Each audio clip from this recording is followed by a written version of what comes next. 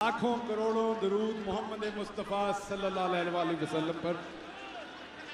मुख्तसर बात करूंगा। सबसे पहले तो सलमान साहब, आपने कुछ नारे लगाए, उम्मीद करता हूं आपको नंगा नहीं किया जाएगा। अगर करने की ख्वाहिश है तो आपसे गुजारिश है, सलमान साहब नंगे अच्छे नहीं लगेंगे। अली नवाज अवान ज़रा बेहतर जसामत रखते हैं, हमारी तरफ से वो पेशे खिदमत हैं, आप उन्हें नंगा कर सकते हैं, क्योंकि शौक तो आपने पूरा करना है। शहर सलामत है, आपका शौक सलामत रहे।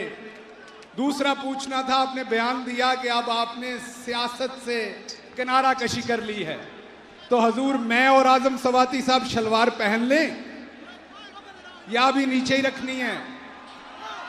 क्योंकि वो ऊपर उठा उठा के फिल्में बनाते थे, मुझे भी नहीं पता था मेरे पीछे या आगे कोई ऐसी खास चीज लगी हुई है जिसमें से कुछ निकालना है, कोई न्यूक्लियर बम में इस्तेमाल होना है, हिंदुस्तान के खिलाफ हमने इस्तेमाल करना है उसे। तो मुझे नहीं पता था किसी ऐसे स्पेयर पार्ट का जो मेरे पास था, जिसको इतनी बारीक बीनी से देख के फिल्माया गया। तो अगर अभी ख्वाहिश बाकी है तो अभी काफी सारी क़यादत बाकी है। इमरान इस्माइल साहब बैठे हुए हैं, तो अभी काफी क़यादत बाकी है। आपने शौक फरमाना है, अगर आपने बताना है। मुझे भट्टी साहब कह रहे थे, शौकत भट्टी साहब चंद दिन पहले, कि अगर आपका एग्रीमेंट एस्टेब्लिशमेंट से खत्म हो गया है तो आप बोलें, आप बोलते क्यों नहीं है? तो मैंने भट्टी साहब को कहा कि अभी मेरे बोलने के दिन नहीं है, वजन बहुत ज्यादा आएगा। मेरे पास बहुत सारा मसाला है बताने को। मैंने 16 दिन गुजारे हैं, उन 16 दिन में हमारे नए आने वाले चीफ साहब के बारे में भी मुझसे बड़े सवाल हुए, आसिम मुनीर साहब के बारे में भी। सो वक्त आ लेने दें, वक्त भी यहां है। बस एक मेरा अरशद यहां नहीं है, बाकी तो सब कुछ यहां है। वक्त भी यहां है, हम भी यहां हैं, आप भी यहां हैं। जट्टां ते वैसे भी रिवाज है अगलियां नस्लां कोलों भी बदला लैण दा, इसलिए सब कुछ इत्थे ही है। सो इसलिए बात करूंगा। अभी मुझे यहां पर बात की गई जनरल फैसल साहब पे, मैं नहीं मानता कि उनका इतना कसूर है। वो तो किसी से मिलेंगे, वो भी डायरी में लिखेंगे कि मैं फलां पॉलिटिकल आदमी से मिला हूं। ये कैसे मुमकिन है कि बाजवा साहब के अहकामात के बगैर वो मुझे और आजम सवाती को नंगा करें? ये कैसे मुमकिन है कि उनके अहकामात के बगैर एक मेजर जनरल रैंक का बंदा कुछ करे? इसलिए अभी क्योंकि आपके जिस्म पे वो वर्दी है जिसका हम बड़ा एहतराम करते हैं। मैं ये भी मानता है कि तो कुटते भी हैं, तो क्योंकि तुम कुटते बड़ा हो, मैं मुनाफकत नहीं करांगा, लेकिन असल गल ये कि तुहाडे जिस्म ते वो वर्दी है जिहदा एहतराम करते हैं। सो ये लम्हा गुजर लेने दें, ये लम्हा आप जी लें। हम इस लम्हे में अपनी ख्वाहिशें दबा लेते हैं, लेकिन लम्हे आने हैं, उसमें हम भी बात करेंगे।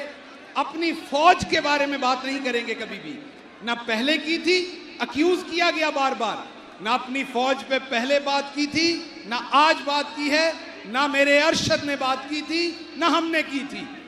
पर्सनैलिटीज पे बात की जिन्होंने गलत काम किया, उन पे आइंदा भी बात होगी।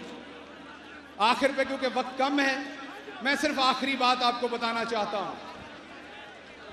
अरशद मेरा दोस्त, मेरा भाई, मरने से 3 दिन पहले, मेरी उससे शहीद होने से 3 दिन पहले उससे मेरी बड़ी लंबी बात हुई।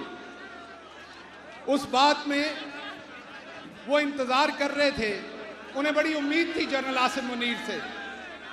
मुझे उन्होंने खुद बताया कि चांसेस हैं या जनरल आसिम मुनीर आएंगे या जनरल साहिर आएंगे। ये दोनों आए, ये हमें इंसाफ देंगे। ये दोनों आए, पाकिस्तान में सुकून होगा। ये दोनों आए, पाकिस्तान में लॉ और सियासत और डेमोक्रेसी का बोलबाला होगा। आसिम मुनीर साहब आप आ चुके हैं। अरशद शरीफ की आवाज बंद की जा चुकी है। उसे आपसे एक सेकंड सर, ठीक, उन्हें आपसे बड़ी उम्मीदें हैं। सो मेरी आपसे रिक्वेस्ट है कि आपने उन्हें इंसाफ फराहम करना है। अगर कोई गलत अक्यूज हुआ है तो बिल्कुल वो बरी हो जाए, सही अक्यूज हुआ है तो उसे सजा मिले। मैं इसके साथ ही आप सबसे इजाजत चाहूंगा। आपको कप्तान का साथ देना है पाकिस्तान की हकीकी आज़ादी के लिए। अगर आप आज नहीं निकलेंगे तो आने वाली जो हमारी नस्लें हैं वो गुलाम रहेंगी या अगयार की या यहाँ पर, और आज़ादी आपको घर बैठ के नहीं मिलनी, उसके लिए कीमत देनी पड़नी है, शायद उसके लिए आपको नंगा भी होना पड़े।